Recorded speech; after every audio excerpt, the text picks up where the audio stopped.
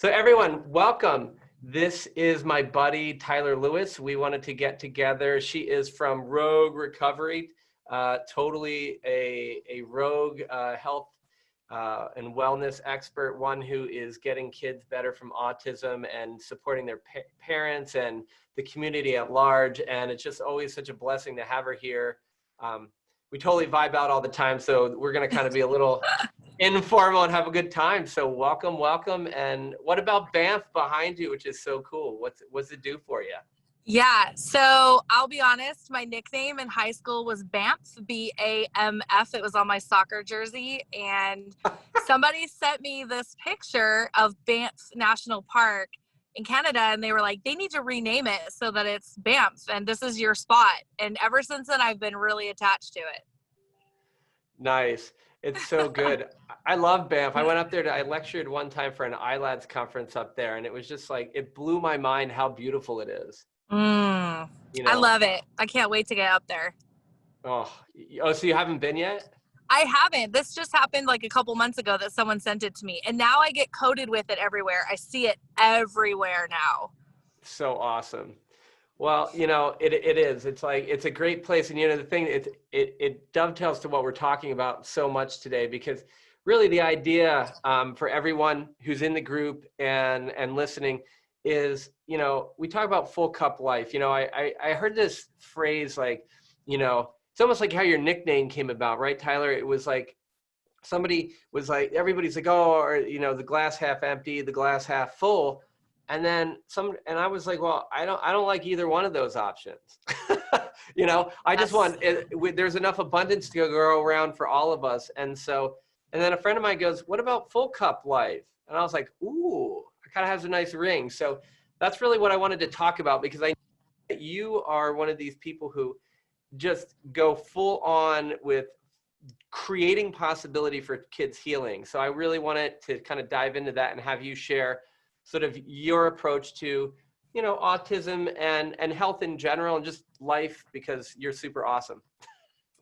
Aw, thanks, friend. Yeah, so I guess I would say that really what it was for me is just recognizing that we have this great population of kids in autism that can and do get better.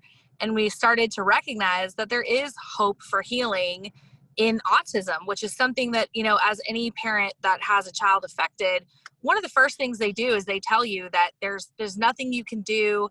Here's your diagnosis. This is forever. And then basically, have a great day, go home and figure out your life. And I think that that's one of the most horrible and just worst messages that we can leave a family with as they're walking out the door, because it creates this dialogue in their mind that there is no hope, and they're hope stealers. This is what is happening in our community. And so then it becomes challenging for practitioners like myself and so many in our community of integrative health and wellness that recognize that there's a lot that we can do, because before we can even begin to help the child address their body with the actual, comorbid medical conditions that are occurring in autism, we have to address the mindset of the parents that were told that there was nothing that could be done. And so that's really how Rogue was born, was to go back and not only set the stage that, yes, there is so much options out there, so much hope, and we had to become hope dealers basically, and like really create that mindset and that dialogue before we could even begin to share that health and wellness information.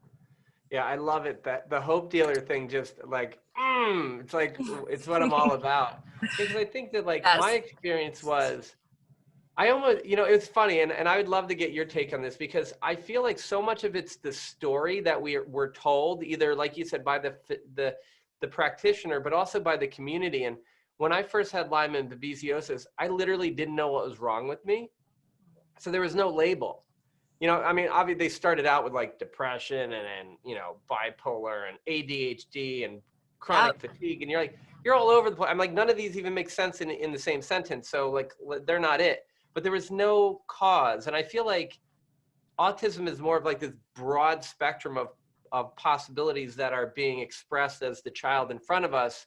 What's the story though, like that we hear from the community? How does that impact our kids and their parents? Well, I think that, I do want to touch on what you were talking about with having Lyme and babesiosis, but not having a label. We tend to cling to our labels desperately because it's the attempt for the brain to create organization out of chaos. And so that label really just becomes something that we need in order to understand what we are facing in this situation. Unfortunately, what we're seeing in the autism community is that this is just one word that now all of a sudden represents multifactorial conditions. We're talking Asperger's, which is not the same as autism, all the way now over into PANS Mm-hmm. and these other, unknown chronic conditions that our children are being faced with. And so we slap this label on it, and then we somehow expect these families to co-integrate together with all of these different challenges. Like any one child that you meet is not the same as any other. And meeting a child that's affected by PANS versus classic autism versus Asperger's, they're all entirely different in the way Right. they present and their medical challenges.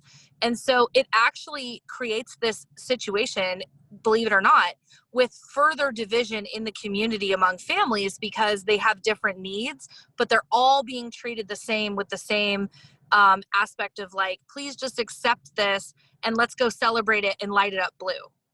And meanwhile, parents are literally watching their children. Some are incredibly gifted and highly capable to go out into the world and interface and get jobs, and they're very communicative and they have this awesome opportunities in front of them. And then on the other side, you have children that are deeply affected with chronic medical illness such as PANS that is robbing them of neurological function and cognitive performance.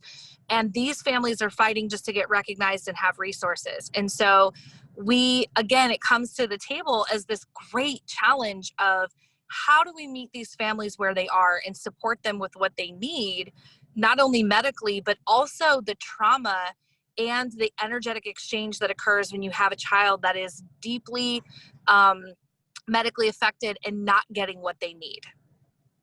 So that's a lot. That's a lot of stuff. I mean, that's like power packed, right? Boom. So here's the thing, Tyler. Like one of the things that it reminds me of is I was telling us I've told this story to before, but there's this group of folks I hung out with and we meditated. We had the same teacher, but we'd all kind of meet with him twice a year, maybe 3 times a year. We'd all come from all over the globe. And I remember in one of the little discussion forums, as one guy starts talking about, like I was at this point where stuff was happening, I was consistently doing it. Then this other guy starts talking about how he had this experience of the universe in his throat. And I was like, whoa, like, wow, Yes. I want it, right? And so automatically I was like, oh, I want what he has. I'm like, wait a second, that wasn't even my dream. I wasn't trying to get the universe in my throat. Like, I don't even know what that means. Like, and I just automatically, like my squirrel brain was like, woo, let's go to there. And it just reminded me that so many times we look outside to what other people are experiencing for several reasons. One, because they might have, the grass might be greener over there, but also to, more importantly in medicine, to kind of find a place to figure out what, like you were saying, organizing the chaos. So how do we go about, because to me, it's like, I feel like if you are the PANS kid versus the more, autistic kid, it's pretty different. And you could be really beat up by looking at one versus the other. How do you keep people, how do you work with people to get them to understand the uniqueness of their child at the same time as showing them, hey, this is sort of your lane a little bit, right? So there's like a theme in your life where you could learn from being in this with these people, but let's not get wrapped into it. Like, how do you make that happen on the ground? Well, I love that we're talking about this because this is really the success of all the programs that we do in Rogue. So whether it's working with me one-on-one in clinical, whether it's purchasing the autism map or doing like an intensive wellness program with us, it doesn't matter. It's all the same. It starts with coming back to center.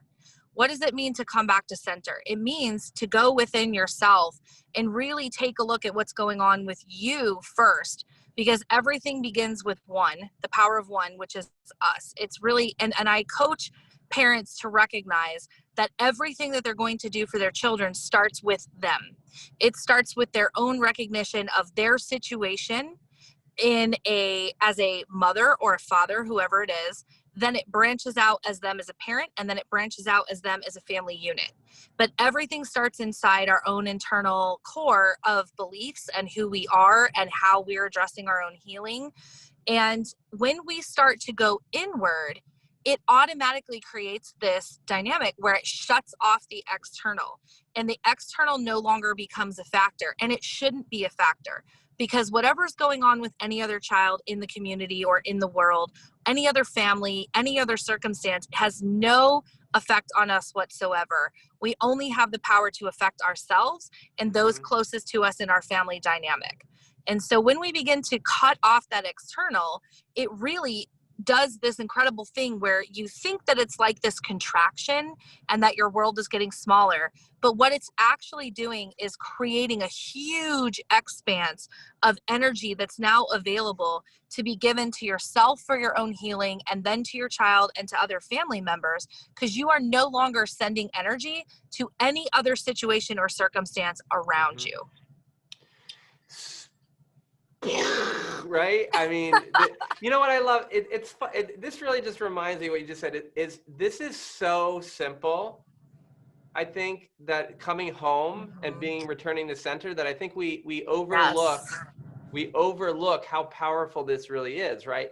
And this is one of those things where it's like when you look at what Carnegie said and Bob Proctor and all these great thinkers throughout history. Like, it's interesting, I hear this quote a lot from Bob Proctor, and he talks about like all the great leaders across the planet and throughout time have disagreed on absolutely every one thing except this one.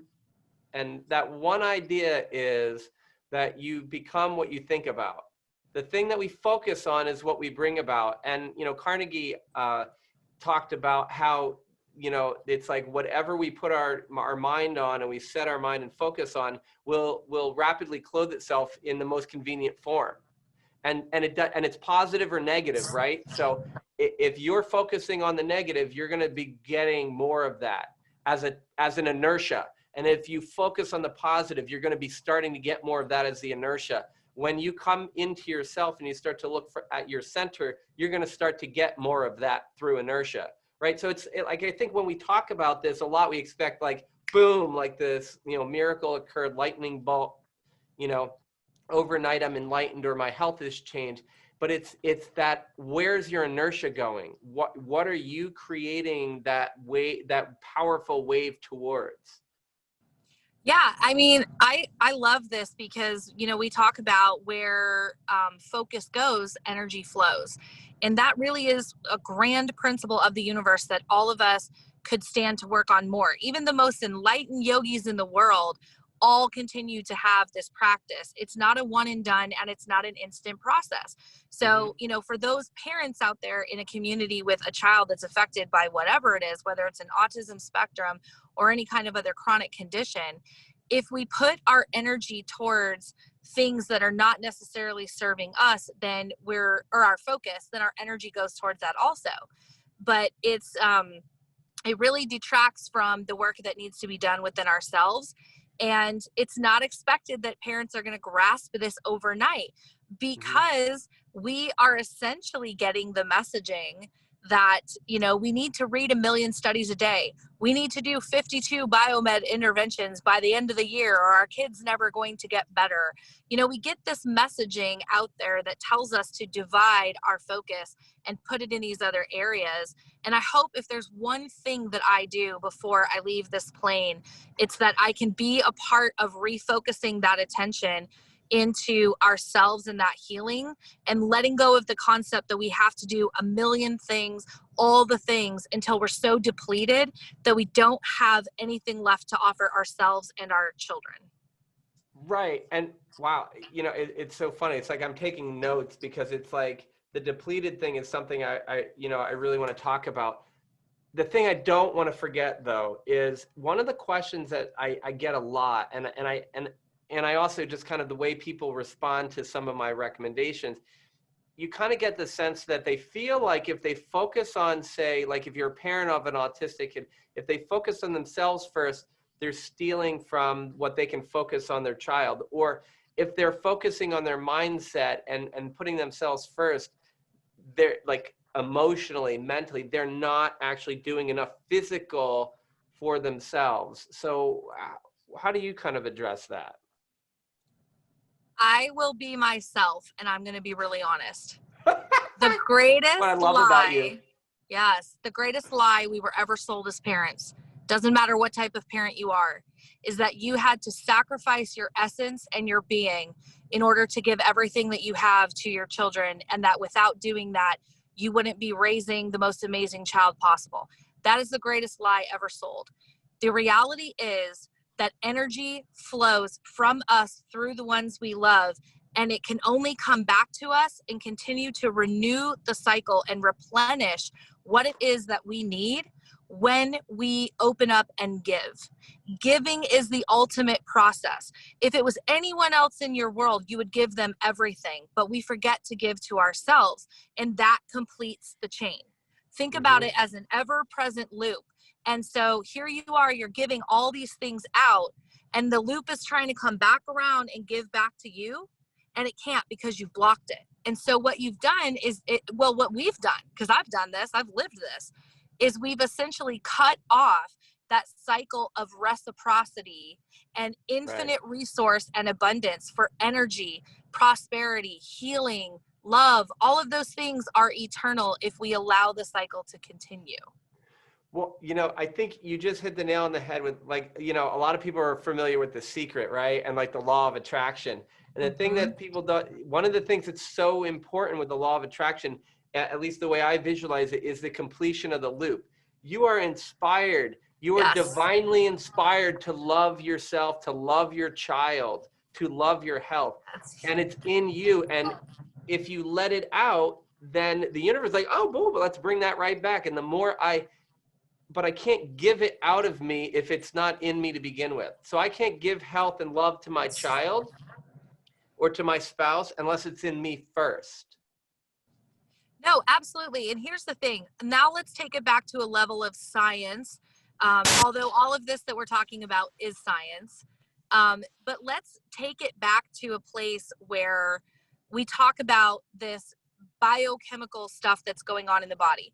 When we were pregnant as mothers, we were told that we had to take our prenatal vitamins, we had to do our nutritional support, because if we didn't, we wouldn't have enough to give to the baby.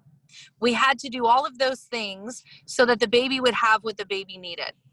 So we need to start looking at that also from an energetic perspective and a self-care perspective.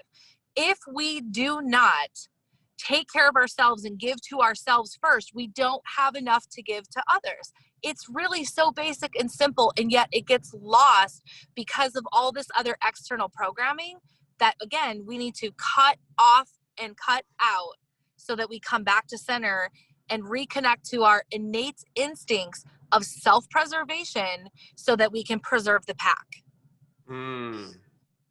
So nice. I love it. Part of what you were talking about earlier too, it involves trauma. Yeah.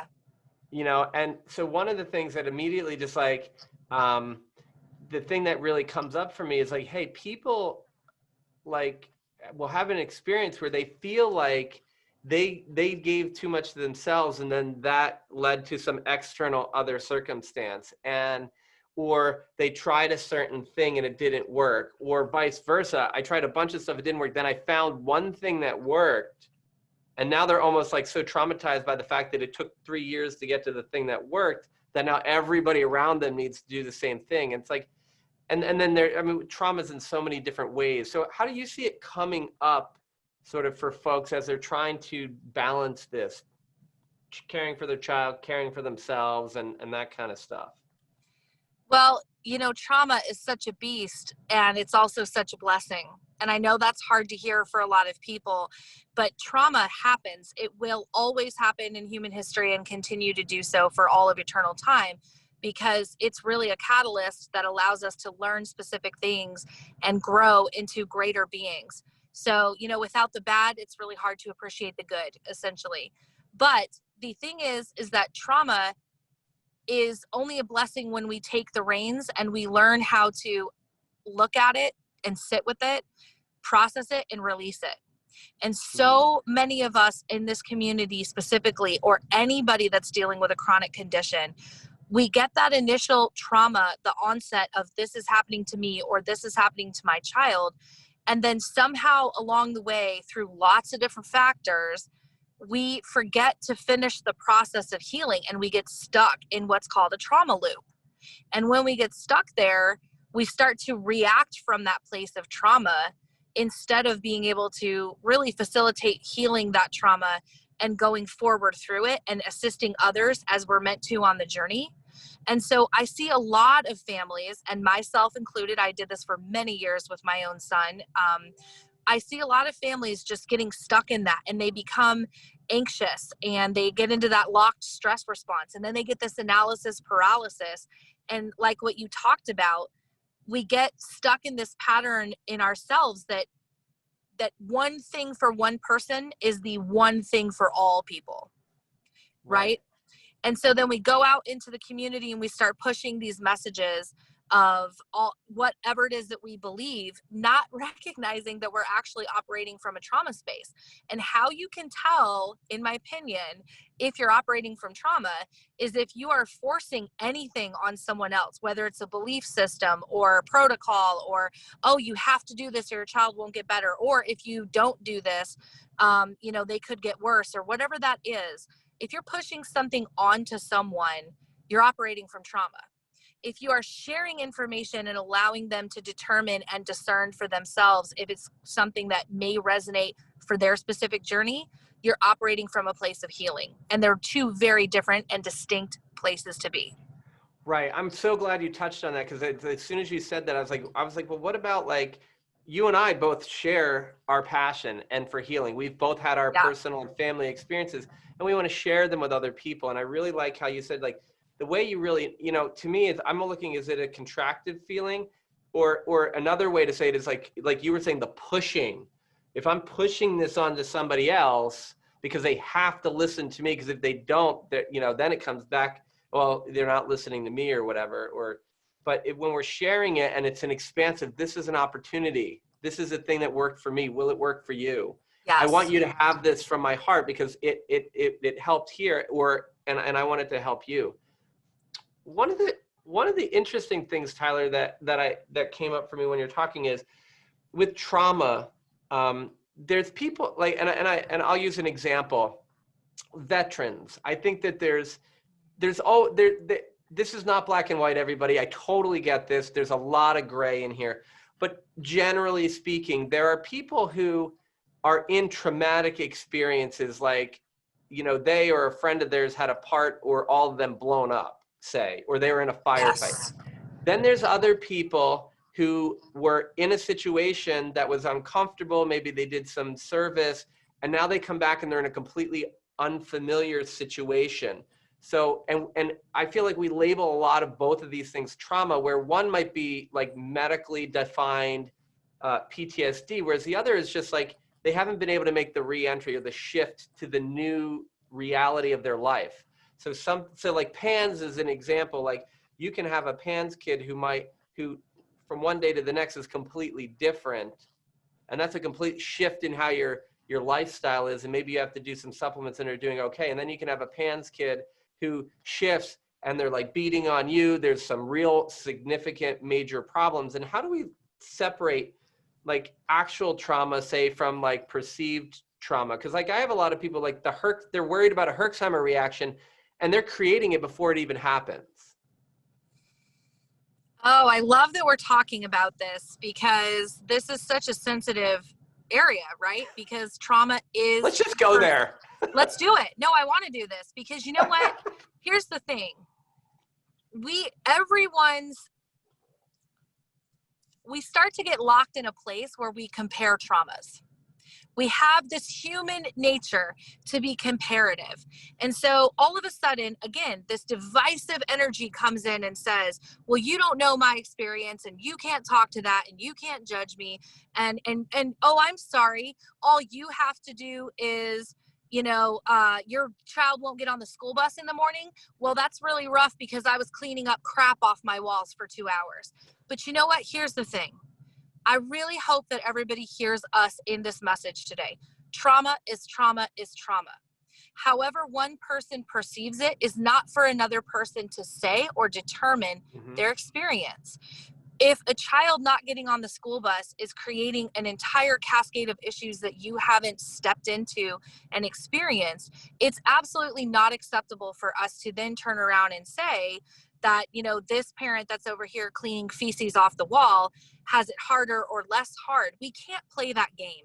This game will create a lock, a barrier to your own healing faster than anything else that I've seen. And you want to ask me how I know that? Because I've done that.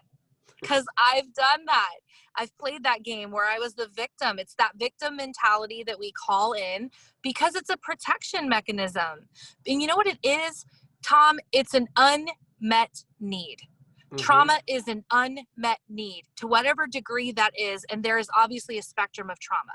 So I love that you said that. I'll just interject for one quick second. Is do it. The need, it's the individual response. So what I was trying to break out is there are different needs and we define them differently. And I feel like when you start talking, I was like, oh my God, like I just sounded like a jerk there because I separate it.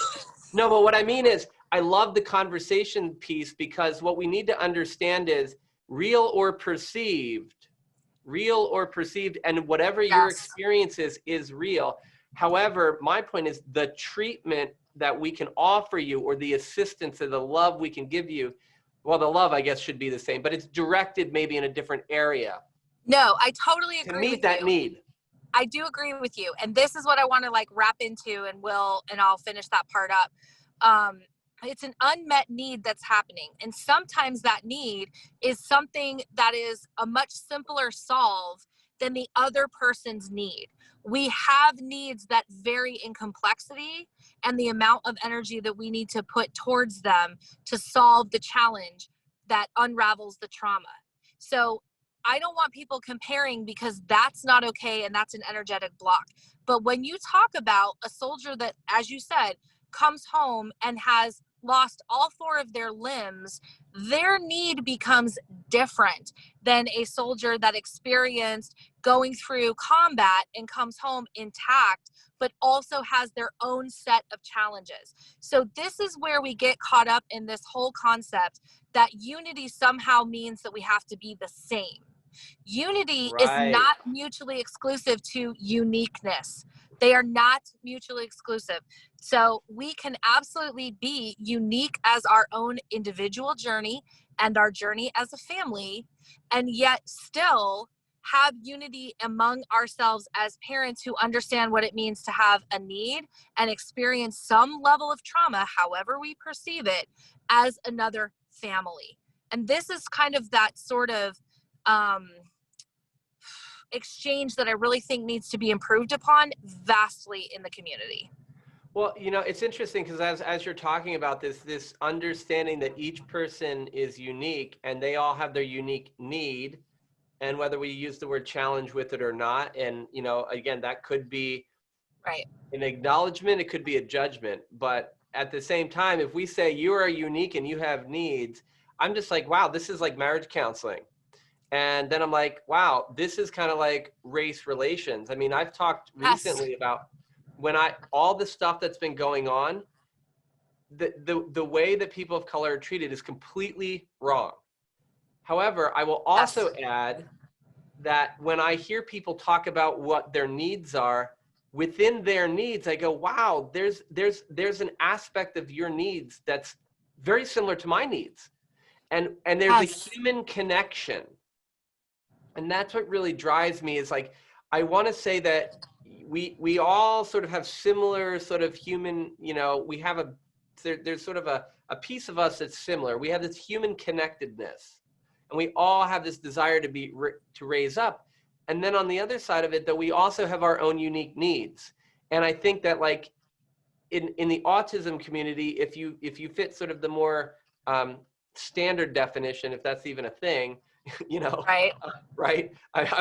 It's sometimes it's hard because there's so much, you know, there is a lot of variety. But I mean, but if you fit in that, generally speaking, there's going to be a group experience, and then there's going to be an individual experience. And I feel similarly about races. Like when I hear people of color having an experience, I'm like, wow, I can resonate with that as a human being. But what I don't resonate with it, or well, I shouldn't say don't resonate, I resonate with the understanding, but I don't personally have an experience of, is what it's like to be a Right. Black man or a Black woman and feel that, right? And Right. there's a uniqueness in their experience that because I'm in a different group, I don't have. And I feel the same way for a lot of the medical conditions. I fully agree with you. And here's the thing. This is where I'm going to really call in the energy of personal responsibility. We have an obligation to ourselves to become educated and empowered about what is going on within ourselves and within our children, and really start to take a look at where we can do the work. It doesn't mean that there wasn't an egregious situation that happened against us. My child was medically harmed, and that's the reality of our situation. But that doesn't mean that I don't have personal responsibility to now go forward and solve this challenge and care for my child and do the work. And that's how I view it. It means that that became my personal responsibility. And so this is where I really love these conversations, because, you know, and that's what it means to be a parent. That just is what it means to be a parent, is that this is always going to be our mission, is to, you know, have that caregiving responsibility for our child, no matter how old they are or how recovered they are. It's just what you do as a caregiver. And what I love about that is when you think about that, if you are empowered and you have that personal responsibility and you become educated and aware of what you can do, guess what that does, Tom? It liberates you. You become free. You are not reliant on anybody to show up for you and ride in on a white horse, because you are the hero. You are the hero of your child's story and your own story.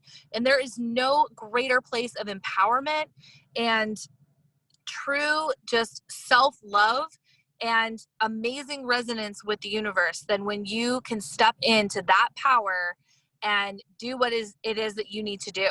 And it's really incredible. I don't know how much we want to dive into that, but it's well, amazing. I'm all for the deep dive, because as you're talking, I'm just like, I just, it reminds me, like, the universe is not going to put a desire in your heart unless you have the ability to achieve it, right? Yes. So if you're a parent who's like, oh my God, I really want to take care of my child, you have the capability. If you're someone who believes that race relations must change, you have the capability to do your part. Like, we all have that power. It's not playing it in our mind and then in our heart unless we have the ability to do it. The part where we fall apart sometimes in achieving those goals is what you were saying, is that personal responsibility. It's the persistence. It's the doing the action every day. Yes. Right? Because it's like you look online now, it's like everybody's going to online. Everybody, what's the quickest funnel? What's the best way to build this thing and build that thing? And I'm like, well, the best way to do any of those things is to start and then to keep doing it. And how do we heal our children or heal ourselves? Well, we start and then we keep taking the steps. And as we take the next step, we just revise every moment, and we savor the good. We learn from what might not have gone right. And then to me, it's like, and I would like you to see what you have to say, Tyler, is one of the most important things is being able to, I think, is being able to make a clear decision, make the right decision. Because if I ask people to make decisions, a lot of times they're just like, you brought up analysis by paralysis, right? Or paralysis. Yes. That's funny. Yes. Paralysis by analysis. But anyway, the idea being like, we're worried about making the wrong decision, right? And to me, it's like we have to make when we are in the present and when we are centered and we are coming from our heart and we are open to this guidance and walking the walk, we make better decisions than if we're in the fear-based scarcity model. So when we have the universal abundance versus the scarcity. Abundance, we bring in, you know, we make better decisions. At least that's what I think. So I don't, you know, what's your take on that whole rabbit hole?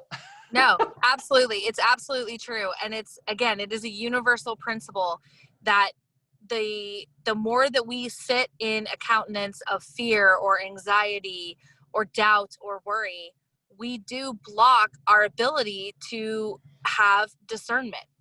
Discernment is something that requires trust, faith, love, and hope. Those things exist in opposition of fear for a reason, because they can't exist in the same space at the same time. So when you align yourself with trust, faith, hope, and love, you essentially give yourself permission to do what I call a trust fall with the universe. You go ahead and you don't know what's going to happen, but you let go. You let go of that fear and that anxiety, and you just say, okay, I'm handing it over. And then all of a sudden, you know, we start to see these incredible miracles. And I've seen it over and over and over again. I've lived it myself with my son, having trusted what I called it the Hail Mary. It was like this final intervention that we were going to do after we gave up, after we quit trying to help him get better. And I gave up my hope and my faith. And I called in one last Hail Mary. And you know what that was? It was the trust fall with the universe. And now my son's life is forever going to be better, and it highly impacted healing because I allowed myself to let go and I set no expectation. When you create the expectation and you still have that doubt and that fear, you're blocking it. And that's just the reality of it. I think you have to create like an openness for it to happen. And so Yes. I was right as you said expectation, I'm like, oh, what a great time to talk about expectations versus goals. Yes. Because those yeah, I'll just let you take it. Because everyone knows I'll have an opinion that I'll share in a moment. Okay. Well, you know, everyone says, okay, there's like these two thoughts, right? That people say, don't set an expectation, you'll never get disappointed. I highly disagree with that. I love expectations, because expectations for me is something that if I'm setting that expectation out there, it's because I believe that it's possible. And so, but here's the thing, expectation can only meet you as far as the goal that you've set. Like, what are you expecting? Do you know? Do you have a goal? You have to create this goal in order to create the expectation. And it's sort of like kind of building this roadmap for you for how to get the life that you want, but you have to craft it based on your goals. And that's how I see it. Yeah, you know, it's for me, when I set a goal, it creates space because all the extraneous baloney just falls aside. Falls away. And Yeah. then when I have a goal too, and I focus on it, when I savor the things that are coming in, like all the little nuances of healing, because I feel like so many times, like, and I will admit, as a provider, I get frustrated at times, and I've realized that that's my paradigm. So I'm working on that one. But when people are like, I was doing really well for 3 weeks, but I haven't been feeling well for the last 2 days. And I'm like, but so the sky has fallen down now? I'm like, so for me, yes, and yes, both are true. And you had 3 great weeks, or you had 3 great days, or you had 3 great minutes. Like, savor those. And this is a part where, like, I think it's really interesting to like take the highs. When we're manifesting health, the idea is when it starts to come, don't be surprised. Don't be like, oh my God, it's amazing. Like, do that for a moment and have a party, but then expect, you know, love it and savor it, but then expect it. Lock it in. Lock it in, anchor it, right? It's like NLP, let's anchor it. But then, but then go, hey, you know what? This happens. I expect this to happen all the time. So the next time it comes, lock it in, savor it, love it, but don't make it like unexpected. And when bad things happen, they'll go, oh, I knew that was going to happen, as if it were expected. You just say, oh, it's there, right? Don't lock it. Because I feel like we do it the opposite way. We lock in some of the negative stuff because it's just so easy to do because of our evolution. Unhealed trauma. Because of our unhealed trauma. Yes. Wait, why is that again? Yeah, and it's like, so how do you go about in your work, you know, because we talked about the trauma piece, but how are you locking in or anchoring the good pieces? Because I will admit, and you know too, there are Yeah. times where it's sparse, right? The good stuff is sparse at times until we start to look for it, and you need to make that crack. But so how do you lock it in? Yeah, you know, it's something that we do have to work on, and we have to talk about this piece is, you know, again, setting those expectations, but also having room for flexibility, because that's really important, because everything is dynamic, everything flows. Healing is not static and it's not linear. And so as we begin to accept that this journey is going to have ebb and flow, we begin to create space for that to occur without losing that hope and that faith and that trust. We can absolutely make space for the days when, you know, oh, you had 3 great weeks, but then you had those 2 bad days. If you make space for that and you allow for it, then what it does is it frees up the good days to come back in. And so we have to talk about that on these journeys, especially with our parents, because they do get locked in that trauma of, oh my gosh, we were heading up and now we're heading back down, and this is going to be forever. And oh my gosh, he's tanking, and what's happening? And I see it over and over and over. And it's something that if we can begin to reframe the mind to hold on to what it means to have those good days. And so what I mean by that is, you know, this really comes into play with gratitude. We do a lot of work around gratitude and saying, oh my gosh, wow, okay, so here's what's really cool about that. Yeah, we have 2 bad days, but that's how you distinguish the good days. Now you're understanding that we have this place that we can go to. We've been there before, so we know how to get there. And now we know what it really feels like when we're not feeling good. And it gives us that appreciation for those good days. It's sort of like I talked about, when you can't appreciate the good without experiencing the bad, as we call it, though Right. I don't believe in good and bad. I really don't. Contrast. It's contrast, and everything teaches us. Those bad days were probably a day where the body was really working harder. There's a lot of cellular mechanisms going on. Maybe the mitochondria was doing an output at a higher level and it was feeling a little bit of fatigue. All of those things are actually for our higher benefit and our higher healing, And as maybe long as we're we actually recognize detoxifying. it. Correct. And so those bad days are actually beautiful miracle blessings of healing that our body is performing when we just get the hell out of the way. And when we've learned to recognize it and appreciate it and then have gratitude for it, guess what keeps coming back around? All those good healing experiences that we need to get to the goal. And it's interesting because I was just thinking, like, I talk to people about money this way too, because a lot of people have money trauma. Yeah, sure. and worthiness trauma and whatever it is. But it's a matter of, right? We're all human beings. And yes. What's interesting to me is that you can change this right now. Like, and I tell a story of where, you know, I was just kind of, you know, trying to bring in multiple sources of income and diversify a little bit and just feel more abundance. You know, nothing crazy, although maybe it depends on who's reading my goal sheet. But I wanted to just be able to create more impact on the world. I wanted to be able to do more from where I'm at, right? And I wanted to kind of amplify Tom, like almost like cloning, but like just like choose where to do it. And then so I realized I just got little bits of money came trickling in here and there.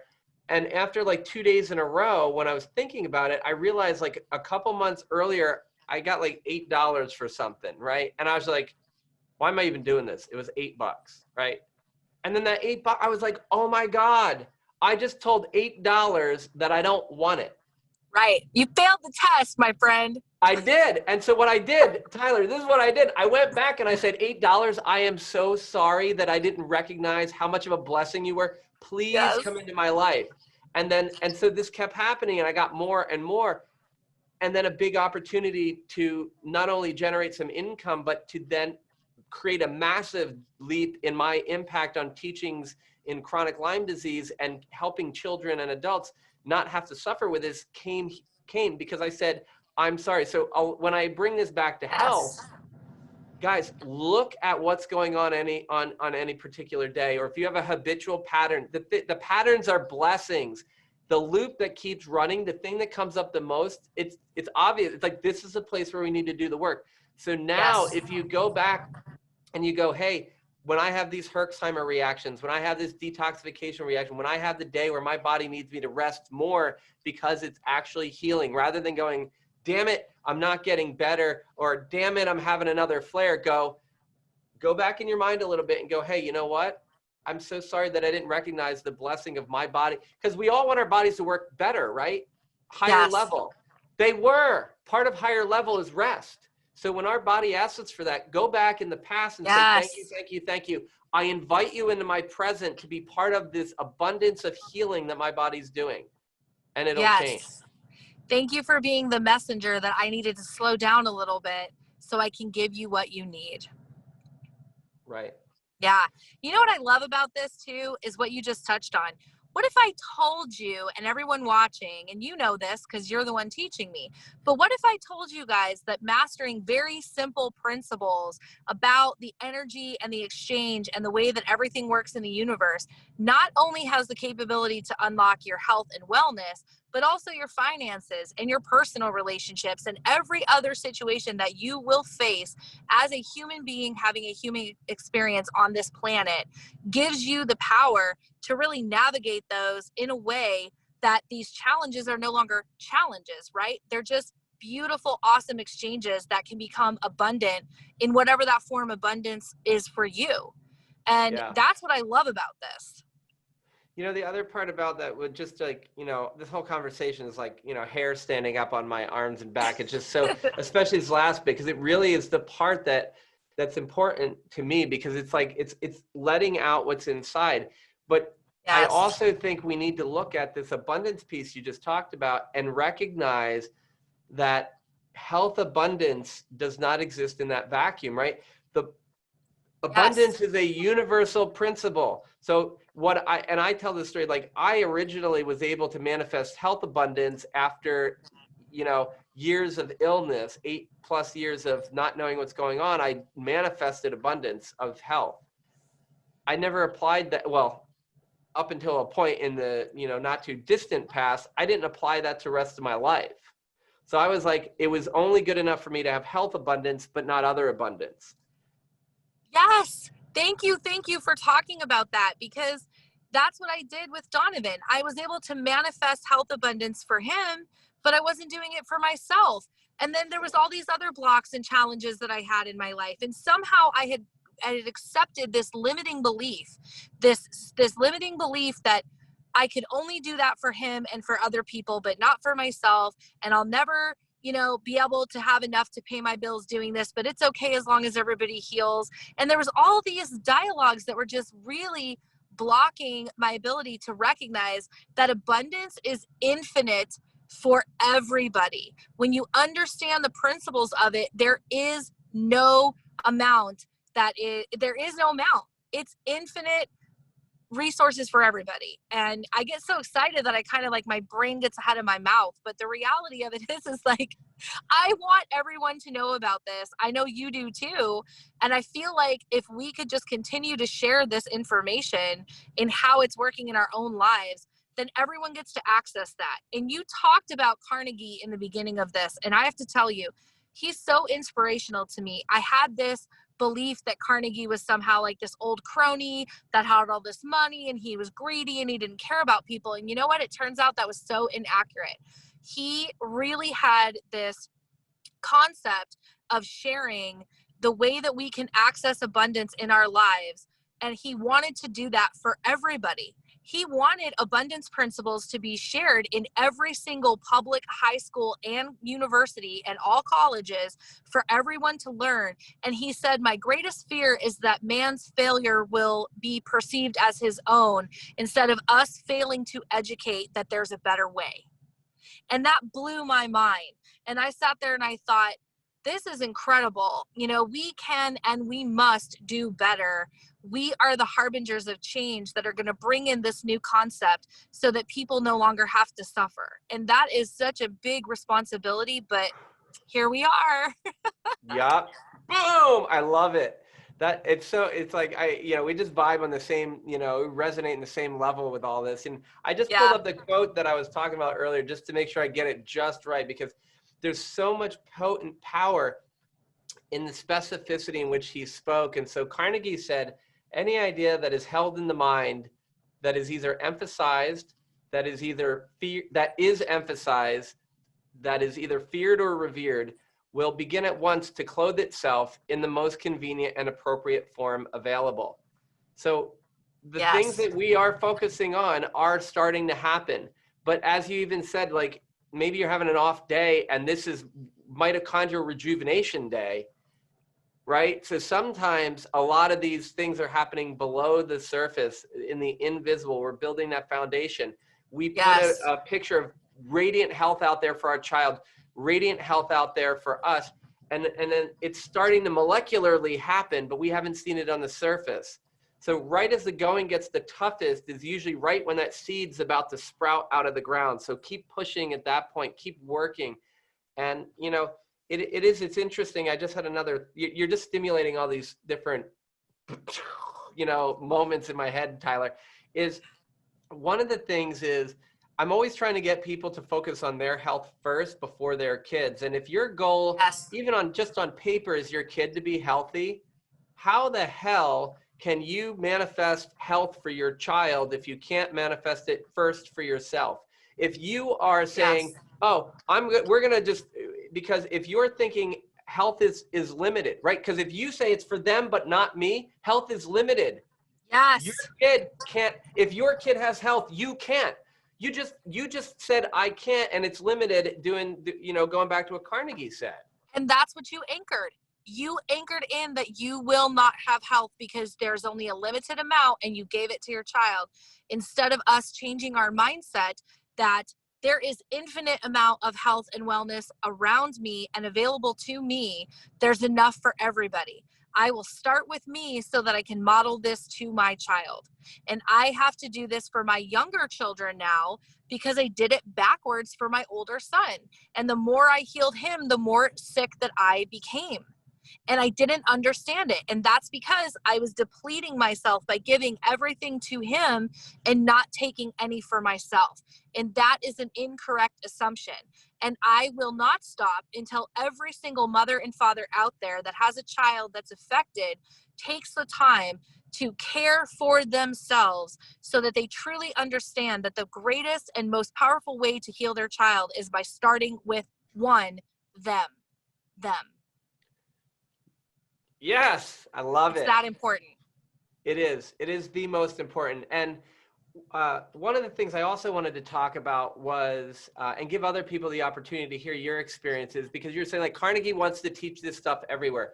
If anybody listening doesn't think that you want this to be taught absolutely everywhere, this mindset and abundance, I mean, and the infinite potential of healing within you and your children, I would think they've been sleeping through this. Because Tyler is on a mission, right?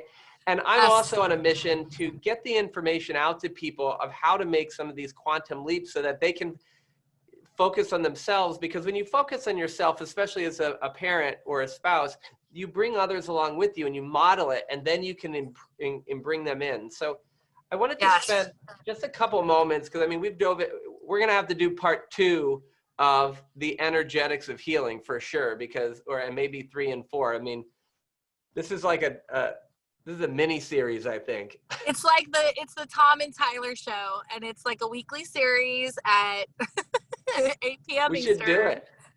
So one of the things that, one of my passions is to give people a roadmap to get this done. And so, the program that I use as the foundation is Thinking in the Results, which is Bob Proctor's program, which is great because it gives us that roadmap to create the opportunity for whatever your personal, your family, your health, and your business or financial goals may be. So it's a complete open canvas for people. And we've worked together, and I just wanted to kind of get, some of your feedback. And so, I tell people how cool things are and what it did to my life, but there are other people like yourself who've had an experience. I'd love for you to just share kind of what your experience has been, and we'll go from there. Oh my gosh. You know, when people come on and they start talking about stuff, everyone uses the same sort of buzz term, and it's that they say life changing.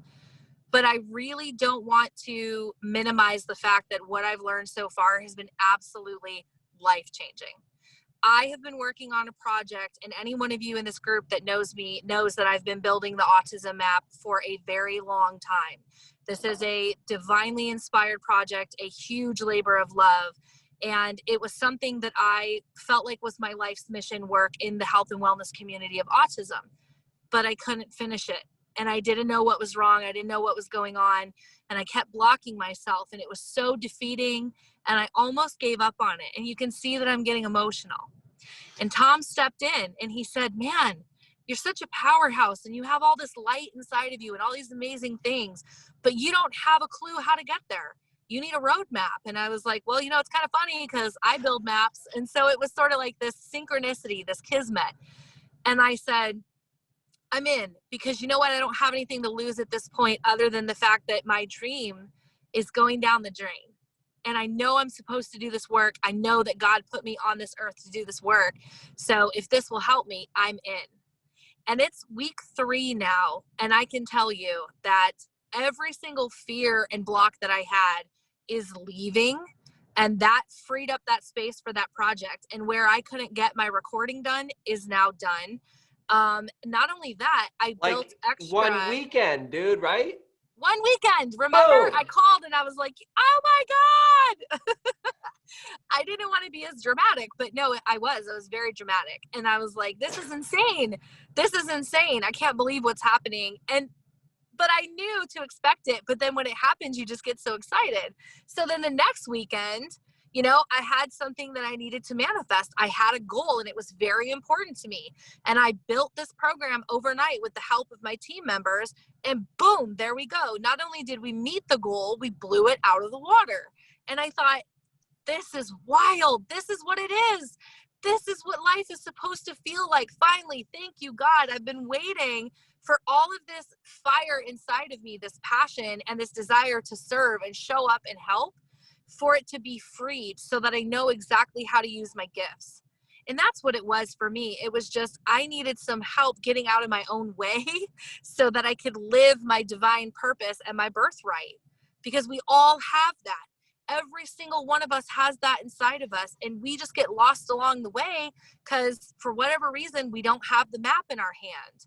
So that's been my experience. And to say that I'm full of gratitude is just a really gross understatement. Well, I'm always full of gratitude too. And thank you, because the thing, Tyler, is everyone sees this power in you. We know it's in you. We know. And like my frustration previously in knowing you is that you just weren't doing it all, right? And I'm sure people say that about me, but it's interesting. I remember Mary Morrissey told me, and I don't remember if it's just her quote or someone else's quote, but you can't see the picture from within the frame. Yes. Right. So many of us just need somebody outside looking in and saying, what about this? Because really all I do when we work together is we go through the work, but then we ask questions, and it's just like, it brings up an emotion in me, and then I ask a question and you're like, boom, off to the races. And that's the thing. It's about creating freedom for you. You know, it's not another challenge. It's allowing you to create that life that you've always dreamed of. And the part that I love about working with you is that you've included yourself and your kids in your life and in your dreams and goals. But you're also, because so many times it comes up, it's like, well, if I ask for this for me, what about the community? And like, oh, and if I ask for money, well, that's selfish because I should be doing it for the community. I'm like, no, if you have money, you can do more for your community. And like, and it's like, and you exponentially increase. And you know, it's not all about money or about health or about this. It's about balance and understanding, like the abundance can come in. It's there, right? If it's not, how can you give to your community something that's not good enough for you? How can I possibly show up for others if I don't allow the abundance to come in for myself first? And, you know, the greatest thing that I ever heard, you said it to me, and it said, you know, what if I told you that your bank account was reflective of the amount of impact that you have in the world? And I thought about that and I was like, oh my God, listen, there's room for everything. There's so many families out there that could really, really use a hand up. And our grant program ran dry this year. And we haven't really talked about it, but that happened. That grant program was primarily funded through me personally because I had a block about asking for things, and especially money. I had this whole guilt complex. That is gone. That has been cleared. And right now, we actually just were able to bring a family into our new program and sponsor them. And it wasn't a hardship at all. It was provided by the abundance that we received. And that means that family that desperately needed it got it. And that was the lesson. And it's been so incredible and transformative and powerful and a million other things that I could say. But all I want to really finish up by saying is just that now that I recognize this, it really does take someone just holding out a hand and saying, hey, do you want to come on this journey with me? And it's always up to us to decide whether we want to do it or not, or if it's in alignment or not.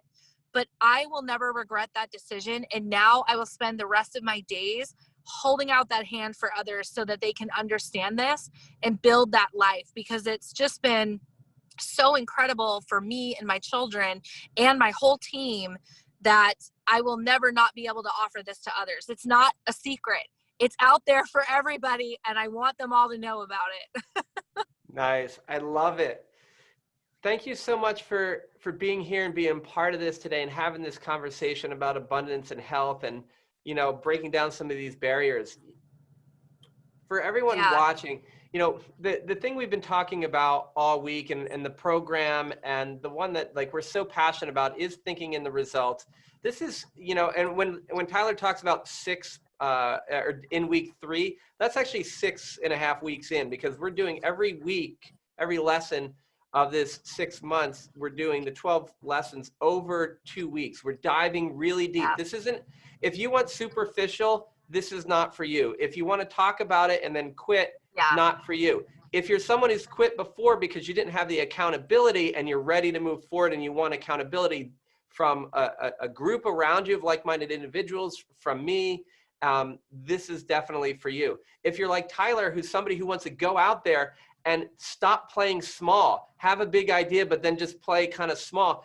Tyler is changing the face of the planet. Can you imagine, every time I watch TV, autism, it's like the number of kids with autism, it's like 1 in 300, 1 in 200, 1 in 180, 1 in 1. It's staggering. We need people to stand up for kids with Lyme and babesiosis and PANS and PANDAS and autism. You need to, but we can't do that unless we're able to stand up for ourselves and we're able to believe that there's enough abundance for ourselves and that we can do it. When we get out there, that's the thing.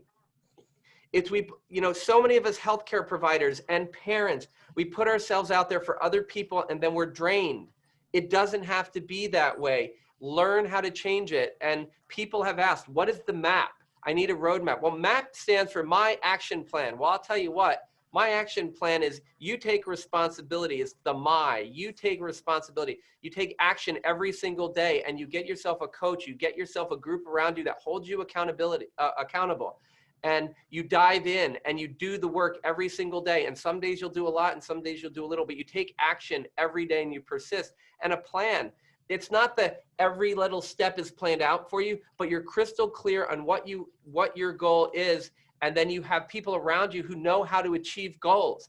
Don't surround yourself with a bunch of people and take advantage. We go to these Facebook groups that we get all this information from people who really, are they in any different place? If someone has completely healed, go talk to them. Yes. And then talk to their doctors. If you want to, change the world, hang out with people who are changing the world in their own thing. If you want to heal your kid, hang out with kids who are healing or people who are healing their kids. Hang out with your kids and just be a kid. That's one of the biggest things I learned. So that's the plan, right? The MAP is you take responsible action every single day and you work with people who know how to structure it so that, because I'm not creating the MAP for Tyler. I'm creating a structure that's a springboard for her to do what she wants. And I'm there to show her that there is a how and we can get strategies to get there. But unless we do the mindset work, Bob Proctor talks about this all the time. 96% of it is mindset, 4% is strategy. And some people argue the numbers are different. And I started to, and I will tell you, I think he's right. You need strategy, but you need so much more clarity of mindset. And that's what thinking in the results is Yes. all about. I agree. It's one of the best things I've ever found. And I'm so excited to just keep taking the journey for myself and then for others. You know, it's all about Yeah. that empowerment. It's great. So for anybody listening, I've got the link in the show notes. I'll drop it in there to learn more. If anybody wants to jump on a call and really dive into how it's getting clear on your goals and do it, I'll put my calendar link in there too. Definitely jump on a call. Here's an opportunity, free of charge, to really get clear on your goals and see if working together really makes sense. But I mean, if you think about it, I always put it in these terms. A lot of people are like, wow, it's some money, right? Yeah. So you are investing money. And to me, the Yeah. question is, it's not whether I, can afford, is can you not afford to invest in yourself and in your future? Because think about where you've been for the last 3-4 years. Is it really where you want to be? And if it is, great. But if it's not, likelihood is you've got a set point that we want to shift, and we want to increase that set point in your health, your wealth, your relationships, your personal life, so that we can, when I talk to you in 6 months or a year, you're like, boom, I'm on a completely new level. And if you're like Tyler, it'll happen in 2.5 weeks, and some of the other people I work with. But that was wild. I couldn't believe it. I just want to say this and then I'll let you guys go. But if you're sitting there right now and you're saying to yourself, I don't have any money to offer, I didn't either. And that was the mindset that I showed up with. And I true allowed story. myself to change it and focus. And I became solution oriented and I found a way. And I did not expect it, but I'm telling you, miracles will happen when you decide that you're worthy of them and you believe that it's coming to you. It will happen. So I just wanted to leave you with that because, it wasn't like I was hanging out with an overly abundant bank account in that moment, but I did choose myself. And now I get to share this with you guys. And it's been really awesome. Yeah, it blows my mind too, Tyler, because it's just like, I remember it was such a struggle to say, yes, there's payment plans and people can do that because there is a reality of money in your pocket today and what's available in your card. I totally get that. But the thing was, you decided that you were worth it and you had a dream that was worth it, and that the dream inside of you coming out was worth it. And we figured out a way to make it work with what you had. So we do what we have from where we are with what we have. And then it was like, what, 2.5 weeks later, you're like, oh, can I just pay that all off? Because the abundance is flowing. Yes. And then the thing that blew my mind was you got the project done. You blew it up. And that's what's important. It's really about the impact. And it's about, for me, your passion coming out. And that's really what I really want to help. And some people say, hey, look, you know what? It's not the right time. Stay in with Full Cup Life, participate. Get my Mindset Monday motivational emails. These are where we're going to work through these things. And all the information that you need is right there. It's the fact that you need to do it. If you want to do it quicker, if you want the accountability, you want to guarantee it's going to happen, that's when you jump in the program. I'm going to be giving all that information to everybody, so take advantage of it. Yes, please hang out with us and get inspired. If now isn't the time, it will be. It will be. So hang out and learn all the things because it's just amazing. It's what you've built is incredible. I'm so excited to be hanging out with you and doing this and just kind of be a part of this journey. So thank you for this. Thank you for the group and everything that you're doing. It's amazing. And I'm so excited for you. Tyler, again, thank you so much always for all of the love and the participating in this whole thing. I mean, I think it's so amazing that, I found out, everybody, that Tyler is on vacation. She is so anxious to give and so loves giving to us and sharing her passion that she forgot she was on vacation. When I asked her, she said yes immediately. So much love and gratitude your way. However we can support, I definitely want to be able to do that. And I think one of the things I'm going to put out there, because we're going to make a decision. I know it's the right decision. When we get done here, I want to get on the phone to see how I can support your grant program, because I've been privileged and I work hard because I want to make this shift happen. And when I applied these principles, I had an opportunity to start training other providers in a way I didn't know was possible. And when that happened, and it was because I just put out what I wanted to really do. And that brought some financial abundance that I can now share. And I would love to do that. So let's make that happen, because your program is incredible. So Thank thanks for you being here. so much. Thank you. I love that. And I love you. And I love all of you who are watching, and just have a really great rest of your Sunday. Absolutely. Everybody, thank you so much for joining Tyler and I, and we will talk to you next time.